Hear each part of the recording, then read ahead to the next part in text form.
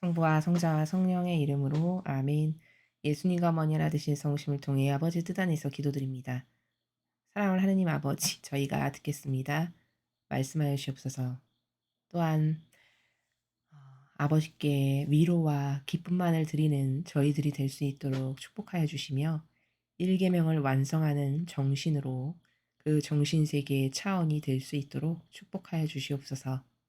또한 어머니, 이 나라를 가엾고 불쌍히 여겨주시옵기를 간곡히 청원드려 이 나라에 살아가는 모든 국민의 영혼을 어머니 하나 되신 성심 안에 봉헌드립니다.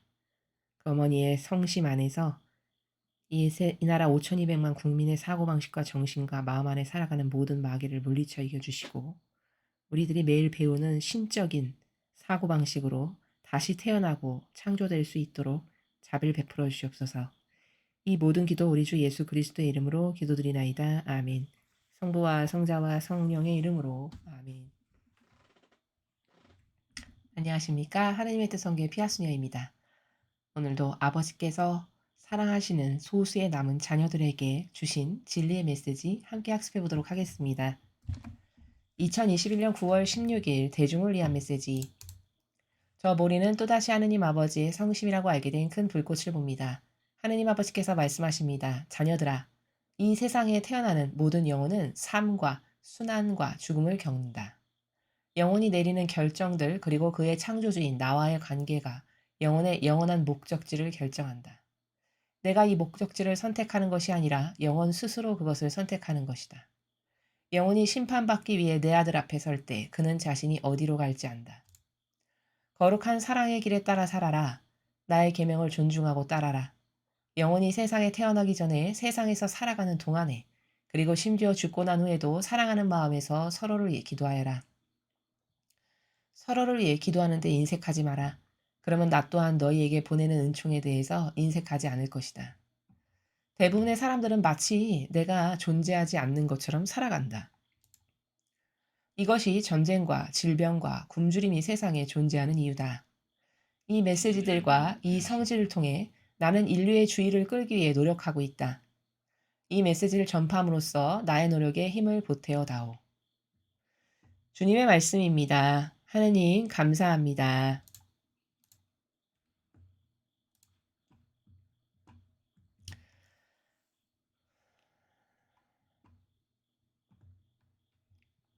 첫 번째 줄에 아버지께서 이렇게 말씀하십니다. 자녀들아, 이 세상에 태어나는 모든 영혼은 삶과 순환과 죽음을 겪는다.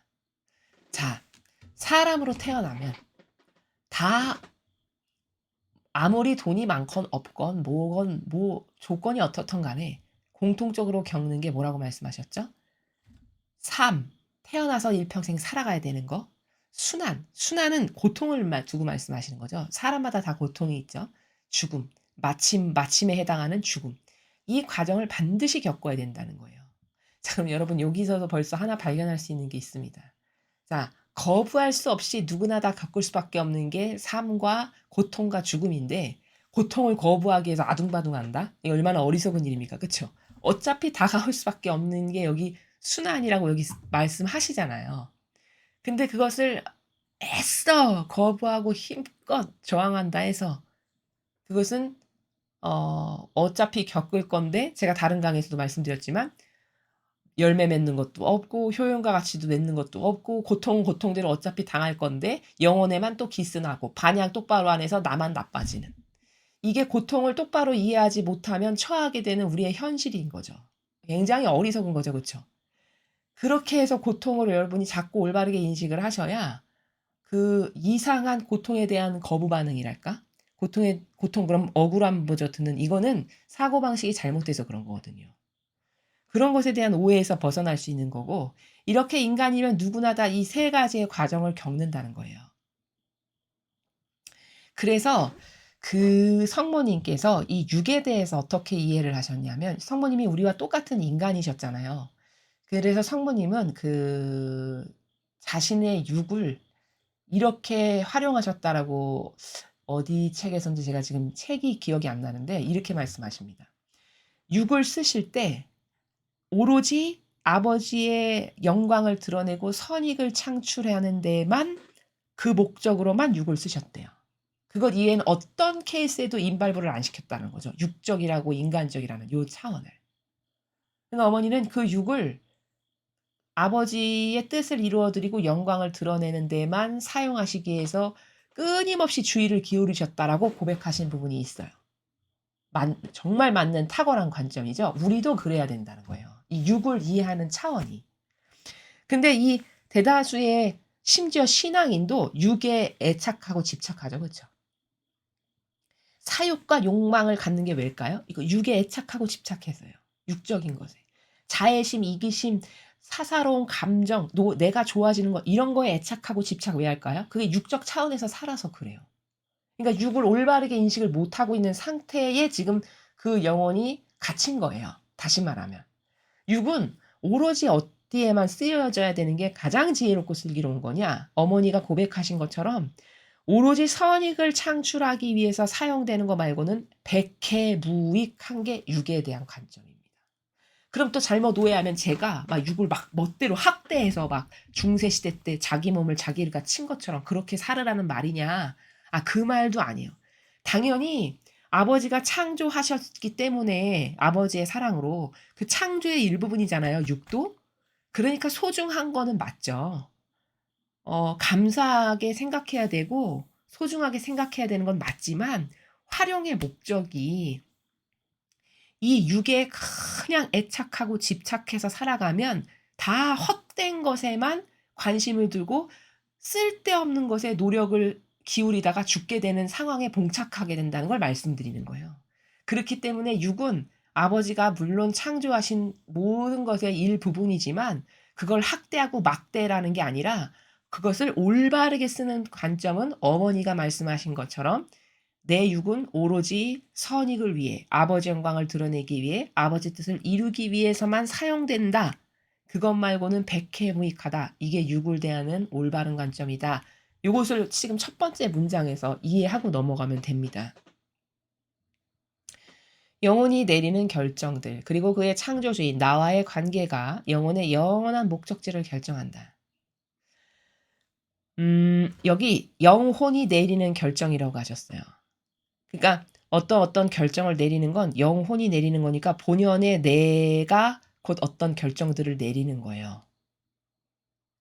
그러니까 지금 우리가 살아가고 있는 지금도 이 시간이 흘러가고 있잖아요. 째깍째깍. 지금 흘러가고 있는 이 순간순간에도 나는 다양한 결정들을 한단 말이죠. 근데 그 나의 다양한 결정들이 다 쌓인다는 거예요. 이게 선의 차원에서의 결정인지 악과 하나 되고 동조하고 협력하는 차원의 결정인지가 누적이 되어가고 있어요. 지금 카운트가 된다는 거예요. 다시 말하면. 그래서 그 카운트 된 것들이 쫙 쌓이게 돼서 만약에 내가 이제 나중에 죽었어. 그러면 죽었어서 갔을 때 봐라. 네가 일평생 결정한 게 이 아버지의 뜻에 부합하는 게 더 많은가 마귀와 부합하는 게 더 많은가. 자, 네 눈으로 봐라.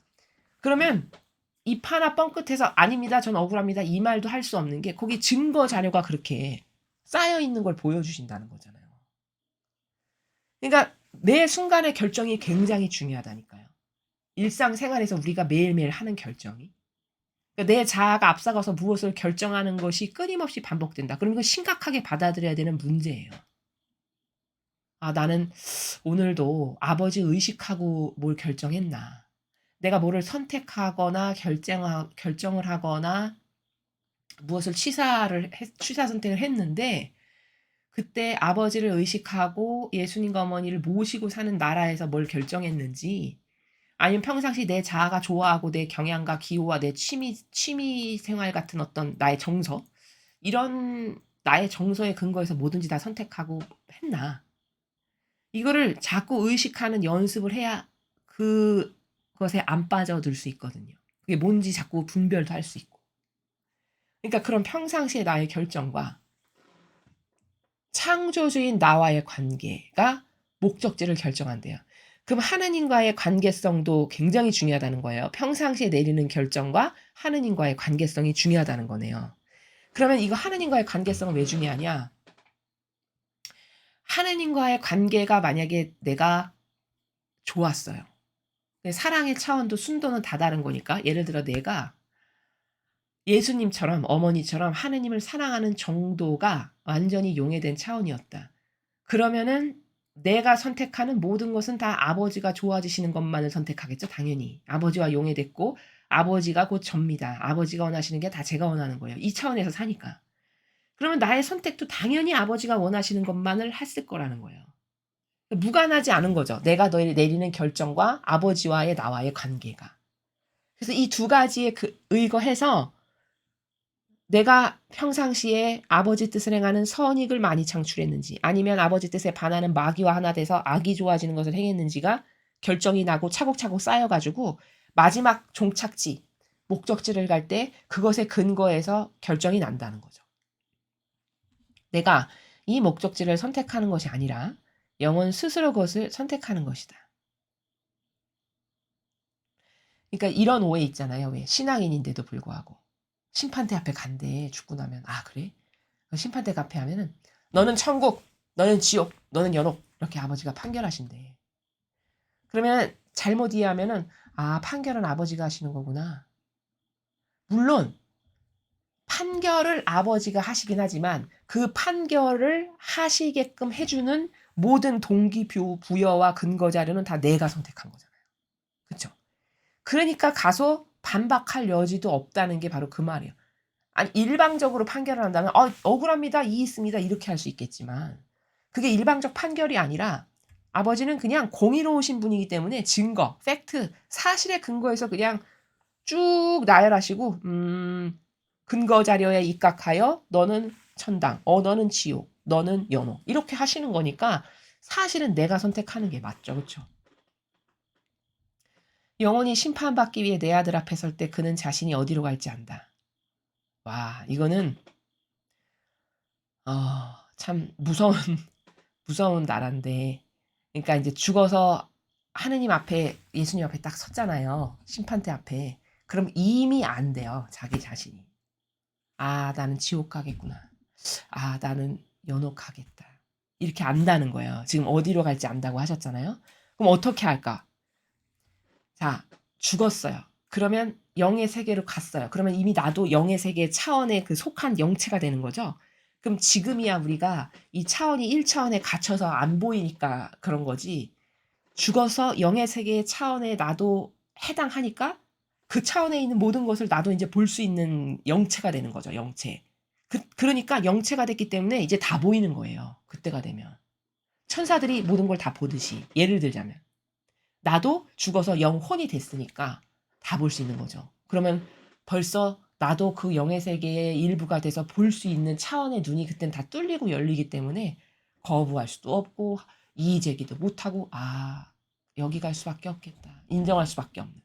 이렇게 된다는 거예요. 자신이 다 안다는 거죠. 거룩한 사랑의 길에 따라 살아라. 자, 거룩한 사랑의 길에 따라 살아라는 것은 여태까지 아버지께서 거룩한 사랑이 뭔지 수도 없이 많이 설명해 주신 것. 의인으로서 살아라. 희생과 고통을 사랑하는 그 의인으로 살아라. 또 아버지를 전부로 사랑하고 이웃을 네 몸처럼 사랑해라. 자기 배제를 해라. 이런 기타 등등이 다 거룩한 사랑의 나라죠. 지금까지 우리가 배운 바에 의하면. 그것을 실천하고 살아라 이 말씀이죠. 나의 계명을 존중하고 따라라. 계명이 얼마나 중요하고 계명의 정신이 뭔지 많은 강의에서 설명드렸습니다. 그 계명을 존중해라. 또 영원히 세상에 태어나기 전에 세상에서 살아가는 동안에 그리고 심지어 죽고 난 후에도 사랑하는 마음에서 서로를 위해 기도해라. 서로를 위해 기도하는데 인색하지 마라. 그러면 나 또한 너희에게 보내는 은총에 대해서 인색하지 않을 것이다. 자, 지금 저 나라는 사랑하는 것에 있어서 인색하면 안 된다는 거예요. 왜? 너가 남에게 베푼 것만큼 나도 그것에 준하여 너에게 줄 수밖에 없으니까. 그쵸? 왜냐면 공정하시니까. 세상은 공정치가 않고 불의하기 때문에 내가 인색하고 도둑질하고 못되고 나빠도 어떤 불의한 방법으로 남 속여가면서 좋아질 수 있어요. 이 세상은 그렇잖아요. 우리가 지금 겪고 있는 이 불의한 세상은. 근데 천상의 나라는 그런 게 통용 자체가 불가능한 나라예요. 어느 정도로 공정하시냐면은 이 무게를요. 제가 진리를 계속 배우면서 깨닫는 건 뭐냐면 과학보다 더 정확하다는 거예요. 결론부터 말하면. 이 세상에서 인간이 가장 정확하고 합리적이고 논리적이고 퍼펙트하다라고 여기는 학문이 과학이라면 그 과학보다 진리는 더 정확해요. 저는 이렇게도 표현할 수 있어요. 그 진리의 세계는 자기가 발견하지 못하고 깨닫지 못해서지 무게를 달면 나노, 마이크로 단위까지도 재는 게 가능해요. 입증이 그렇게 가능하다고요. 들으면 악소리도 못하고 인정할 수밖에 없을.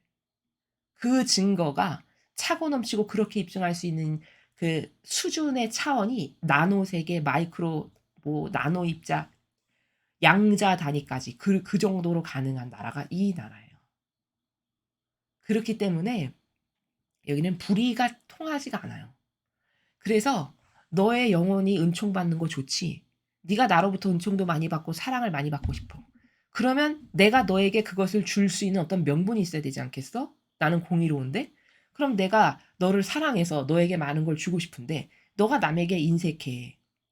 그래서 남을 수용하거나 포용하거나 받아들이거나 그런 게 없어. 그럼 어떻게 내가 그러한 너에게 너가 부정직하고 너가 넉넉하지가 않은데 어떻게 그런 너에게 내가 뭘 줄 수 있겠니? 이런 나라에서 말씀하시잖아요. 너무 맞는 말씀이라는 거예요. 그러니까 사실은 세상에서는 악착같이 자기를 위해서 막 모으고 집착하고 애착하고 이러면은 잘 살 수 있을지 모르겠지만 영적 세계에서는 거꾸로 반대예요. 남을 위해서 끝없이 퍼주는 나라. 예를 들자면 여러분의 이해를 돕기 위해서 남을 위해서 끊임없이 퍼주고 양보하고 배려하고 이런 사람이 부자예요. 영적 세계에서는. 그런 사람이 부자 되는 지름길의 나라에서 사는 겁니다. 그러니까 옹졸한 사람은 절대 이런 나라를 못 가요. 속 좁고 밴댕이고 옹졸하다, 감성주의자다. 이러면 이 세계에 가는 게 굉장히 불리해요. 넉넉하고 넓은 마음이 될 수가 없어요. 그래서 사실은 은총을 하느님이 안 주시는 게 아니라 자기가 인색해서 못 받는 거죠. 자기가 밴댕이고 자기가 속이 좁아서. 그런 차원의 나라거든요. 대부분의 사람들은 마치 내가 존재하지 않는 것처럼 살아간다.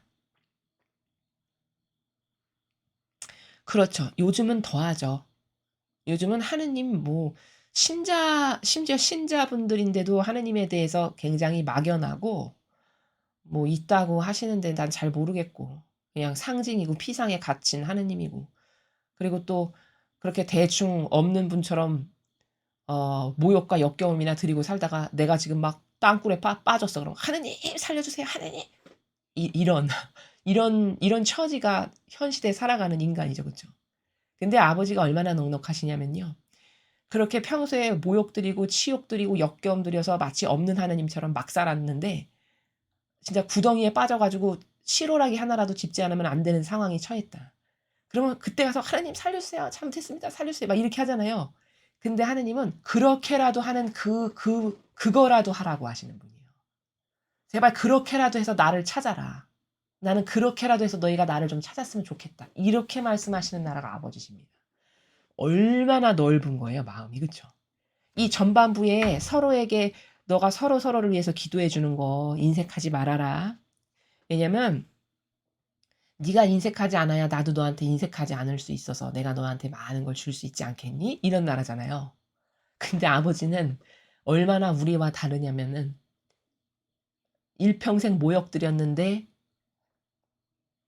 구덩이에 빠져가지고 딱 한 번 회개했어. 그러면은 그 딱 한 번 회개한 것도 모른 체 안 하시는 분이라는 거예요. 여러분 얼마나 자비로우신 겁니까? 얼마나 넉넉하신 거예요. 정말 우리와 다르죠. 이래서 이 아버지라는 단어를 이렇게 떠올리면은 진짜 멋있으세요. 정말 아름다우시고 진짜 '아 내가 나의 모든 것을 바쳐서 존경할 대상을 한 명 꼽으라면 아버지가 유일무이하시겠다.' 이 마음이 절로 듭니다. 내가 지금까지 어떤 인간에게도 줘보지 못한 어떤 존경이나 사랑이나 신뢰나 순결이나 이런 게 있다면 그건 아버지에게 올인, 몰빵. 그래도 전혀 아깝지가 않고 오히려 그런 것을 드릴 수 있는 이렇게 천박한 수준인 나의 그런 것을 아버지께 드릴 수 있다는 것 자체가 기쁨이고 행복인. 이걸 자꾸 발견하게 된다는 거죠. 아버지가 어떤 분이신지 알면 알수록. 자, 그래서 대부분의 사람이 아버지가 안 계신 것처럼 살아가는데 그런 것 때문에 아버지는 허락하실 수밖에 없대요. 어떤 걸? 전쟁, 질병, 굶주림. 그게 이 세상에 존재하는 이유래요. 아버지의 권리를 존중 안 해가지고 이 세상이 이런 병과 전쟁과 굶주림 가운데 살아갈 수밖에 없다는 거예요. 그러니까 정직하게 말하면 하느님이 벌을 하셔서 세상이 이런 게 아니고요. 사실은 이게 자업자득인 거예요. 무슨 말이냐면 주님의 정의를 자기들이 끌어들인 거죠. 인간들이. 이런 것을 허락하실 수밖에 없는. 하도 역겹고 못됐고 정말 저급하고 저열하고 천박하기 이를 데 없어가지고 그 악을 자신들이 갖고 있어가지고 주님의 정의를 강물처럼 빨아들이는 그런 처지예요.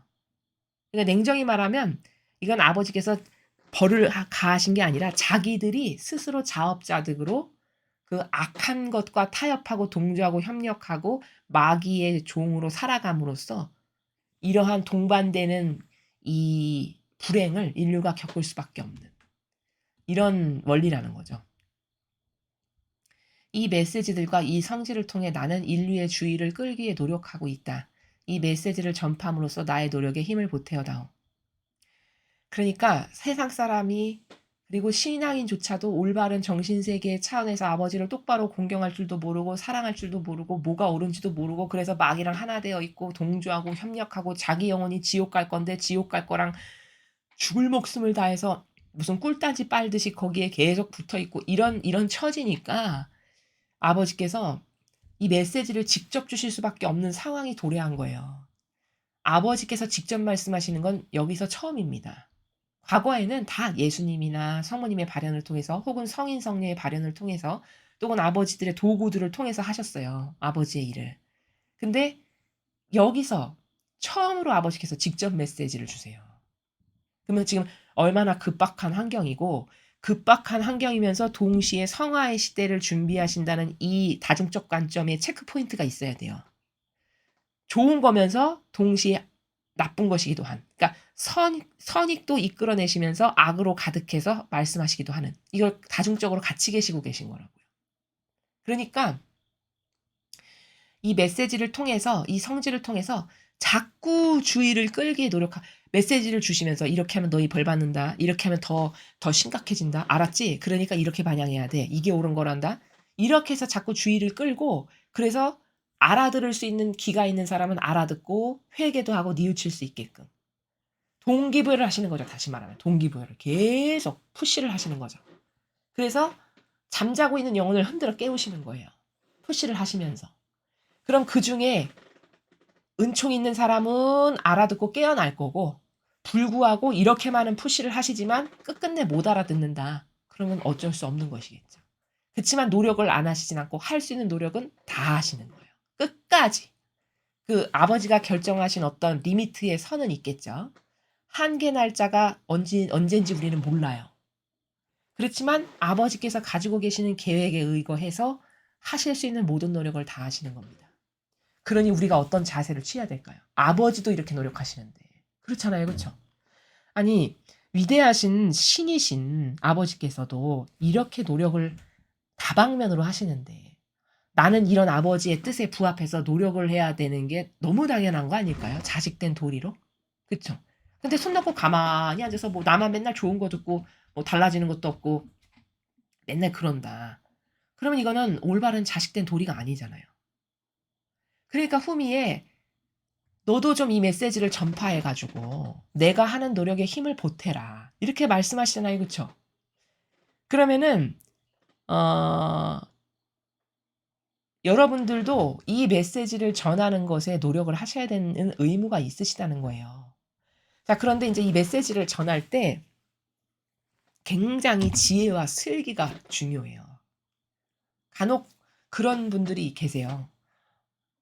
인제 이게 어떤 거고 왜 중요한 거고 얼마나 이 시대에 중요한 건지를 아시니까 열정적으로 막 전하시려고 노력하시는 분들이 굉장히 많이 계시거든요. 근데 문제는 뭐냐면은 지금이 악한 세상이다 보니까 마귀로 가득해요. 지금 옛날하고 달라서 영적 환경이. 그러니까 나는 정말 좋은 선의로서 다가가 가지고 이런 메시지를 막 전하려고 노력을 하는데 오히려 역공격이 들어오는 거죠. 마귀의 세력으로부터. 그쵸? 그래서 오히려 내가 곤혹을 당하고 막 곤란해지고 이런 케이스가 굉장히 많아요, 생각보다 의외로. 그거는 악이 그 정도로 지금 드세게 날뛴다는 것을 여러분이 꼭 인지를 하셔야 되고요, 올바르게. 그렇다고 뭐 주눅 들어서 "이렇게 하라." 그 말씀이 아니라 여러분께서 이런 것을 전하실 때는 정말 섬세하고 세심한 지혜와 슬기가 필요해요. 그래서 제가 누누이 드리는 거는 어떤 사람에게 예를 들어서 이 메시지를 전하고 싶다. 그러면은 뭐 저희 강의를 전하고 싶다. 그러면은 먼저 그 영혼을 지향으로 두고 기도부터 하셔야 돼요. 아버지 뜻에 봉헌 드리는 기도. 그래서 "아버지, 제가 어떤 영혼 하나를 발견했는데 저 영혼에게 이게 너무 좋고 중요한 메시지여서 아버지의 말씀을 좀 전하고 싶은데 저 영혼이 받아들일 수 있는지, 제가 저 영혼에게 이 메시지를 전해도 좋은지 안 되는지 아버지 저는 분별의 눈이 없으니까 아버지가 꼭 좀 알려주세요. 그래서 저 영혼을 에게 메시지를 전하는 게 아버지가 원하시는 거면 받아들일 수가 있으면 아버지의 뜻이시면 저는 기꺼이 전할 테니까 아버지 뜻이시면 제가 이것을 전하는데 무리가 없고 장애가 없도록 잘 전달될 수 있게 해 주시고 그 사이에 악이 날뛰지 못하게 악을 다 결박시켜 주세요. 이렇게. 근데 만약에 아버지 뜻이 아니시잖아요. 저 영혼에게 메시지를 전하는 게. 그럼 절대 전하지 못하게 해 주세요. 오히려 악을 쑤셔대서 벌집을 건드리는 거다. 그러면 안 전해야 되는 거거든요. 그럼 이거 분별하기가 우리는 어렵고 애매하잖아요. 잘 모르잖아요. 무조건 기도로 맡겨 드리는 거예요. 아무리 시간이 오래 걸려도 괜찮습니다. 초조해하실 필요도 없고요. 뭐 빨리 전해야 되는 이럴 필요도 없으세요. 자연스럽게. 아버지가 원하시면 될 거고 안 원하시면 절대 안 되게 해 주세요. 저는 아버지가 원하시는 것만 하기를 바랍니다. 이 의중을 가지고 그 기도를 하시고 그 영혼을 두고 그 지향으로 기도를 계속 드리시는 가운데 적절한 기회가 온 것 같아. 그러면 또 기도를 화살 기도를 하고 해 보는 거죠. 근데 뭔가 튀어나오는 반향이 안 좋아. 그러면 안 하면 되는 거예요.